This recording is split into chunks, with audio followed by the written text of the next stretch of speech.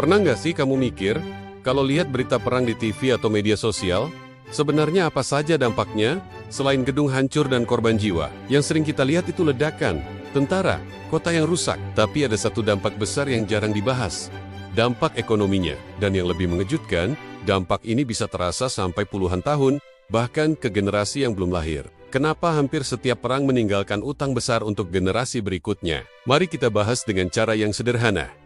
Pertama, perang itu mahal, sangat mahal. Ketika sebuah negara terlibat perang, mereka butuh uang dalam jumlah besar dan cepat. Untuk apa saja? Mereka harus membeli senjata, pesawat tempur, tank, kapal perang, sistem pertahanan, peluru, dan berbagai perlengkapan militer lainnya. Semua itu harganya luar biasa mahal. Contohnya, satu pesawat tempur modern bisa menghabiskan biaya ratusan juta dolar, belum lagi biaya perawatannya. Lalu ada biaya untuk tentaranya. Tentara harus digaji, diberi makan, diberi tempat tinggal, dilatih, dan dilengkapi perlengkapan. Mereka juga butuh transportasi, bahan bakar, alat komunikasi, dan dukungan medis. Belum lagi jika ada tentara yang terluka, negara harus menanggung biaya perawatan mereka, bahkan sampai bertahun-tahun setelah perang selesai. Jadi uang yang dibutuhkan bukan sedikit. Ini bukan miliaran saja, bisa sampai triliunan. Pertanyaannya, dari mana uang sebanyak itu datang? Biasanya, ada dua cara utama. Cara pertama, pemerintah meminjam uang dari rakyatnya sendiri. Mereka menerbitkan surat utang. Artinya, pemerintah bilang, pinjamkan uangmu sekarang, nanti kami kembalikan dengan bunga.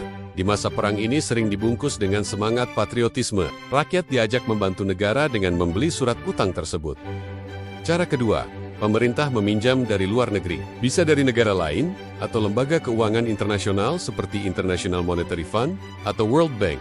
Masalahnya, semua pinjaman itu harus dikembalikan dengan bunga. Sekarang kita lihat sisi lainnya. Saat pemerintah sibuk membiayai perang, apa yang terjadi dengan ekonomi di dalam negeri? Biasanya, ekonomi justru melemah. Pabrik-pabrik yang tadinya membuat barang untuk masyarakat, seperti mobil atau pakaian, dipaksa beralih membuat perlengkapan militer. Perdagangan dengan negara lain terganggu, jalur ekspor dan impor bisa terputus. Akibatnya, barang jadi langka, harga naik, terjadi inflasi. Masyarakat sipil yang tidak ikut perang, tetap merasakan dampaknya. Harga kebutuhan pokok naik, pekerjaan sulit, penghasilan tidak cukup. Belum lagi kerusakan fisik akibat perang. Jalan hancur, jembatan runtuh, pelabuhan rusak, pabrik jadi puing-puing. Padahal, semua itu adalah fondasi ekonomi. Butuh waktu bertahun-tahun untuk membangunnya, tapi bisa hancur dalam hitungan hari. Yang lebih menyedihkan lagi adalah hilangnya sumber daya manusia. Banyak anak muda yang seharusnya bekerja, berinovasi, dan membangun ekonomi justru dikirim ke medan perang. Banyak yang gugur, banyak yang pulang dengan luka fisik dan trauma mental. Artinya, setelah perang selesai, negara bukan hanya miskin secara uang, tapi juga kehilangan tenaga produktifnya. Lalu apa yang terjadi setelah perang berakhir? Negara tersebut menghadapi dua masalah besar sekaligus. Pertama, utang menumpuk. Utang yang dibuat untuk membiayai perang tetap harus dibayar. Dan yang membayar adalah generasi setelah perang. Caranya, pajak dinaikkan.